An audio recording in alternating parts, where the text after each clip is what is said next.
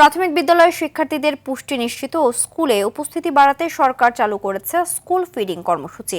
এই কর্মসূচির আওতায় শিক্ষার্থীদের নিয়মিতভাবে টিফিন হিসেবে রুটি, ডিম, দুধ ও কলা সরবরাহ করা হবে। তবে নারায়ণগঞ্জের বিভিন্ন বিদ্যালয়ে বরাদ্দ এবং মান নিয়ে রয়েছে মিশ্র প্রতিক্রিয়া। নারায়ণগঞ্জের রূপগঞ্জ থেকে এস.এম. রুবেল মাহমুদের পাঠানো তথ্যচিত্রে আরও জানাচ্ছেন লিওন আজাদ। শিয়া বাটার ও ভিটামিন সমৃদ্ধ লিলি বিউটি সোপ, তারুণ্যময় উজ্জ্বল ত্বকের জন্য।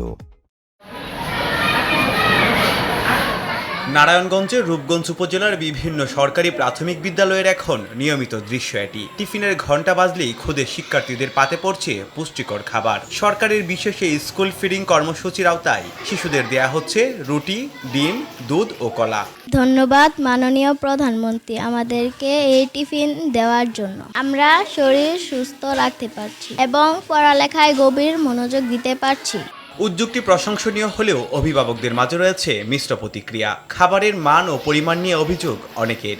সকালবেলা ঘুম থেকে উঠে বলে আম্মু স্কুলে যাব, মানে খাবারগুলো দেওয়ার পর থেকে মানে ওদের পড়াশোনার প্রতি আকর্ষণটা আরো বেড়ে গেছে। বাচ্চারা খাবারটা পেয়ে প্রথমে খুব খুশি হয়েছিল। বাচ্চারা স্কুলে আসতে আরো আগ্রহী হচ্ছে। নিজের আগ্রহ নিয়ে এখন তারা নিজে নিজে স্কুলে আসার চেষ্টা করে, তো এই বিষয়টা আমাদের কাছে খুব ভালো লাগে। সংশ্লিষ্টরা বলছেন শিক্ষার্থীর সংখ্যা বাড়লেও সেই অনুপাতে বরাদ্দ না বাড়ায় হিমশিম খেতে হচ্ছে তাদের। টিফিন পাওয়ার পরে বাচ্চারা স্কুলমুখী হয়েছে। আর একটু ভালো খাবার হলে বা তাদের পুষ্টিগুণটা যদি পুরোপুরি আসে তাহলে মনে হয় আর একটু ভালো হয়। তবে এ সমস্যা নিরসনে প্রশাসন কাজ করছে বলে জানান উপজেলা নির্বাহী কর্মকর্তা।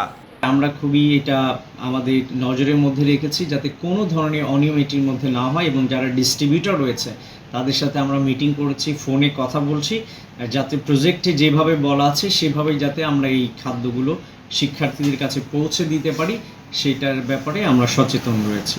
লেখাপড়ায় আগ্রহ তৈরির পাশাপাশি শিশুদের শারীরিক ও মানসিক বিকাশে নেয়া এই কার্যক্রম অব্যাহত রাখার পাশাপাশি মান নিশ্চিতে তদারকি বাড়ানোর দাবি অভিভাবকদের। লিওন আজাদ, RTV।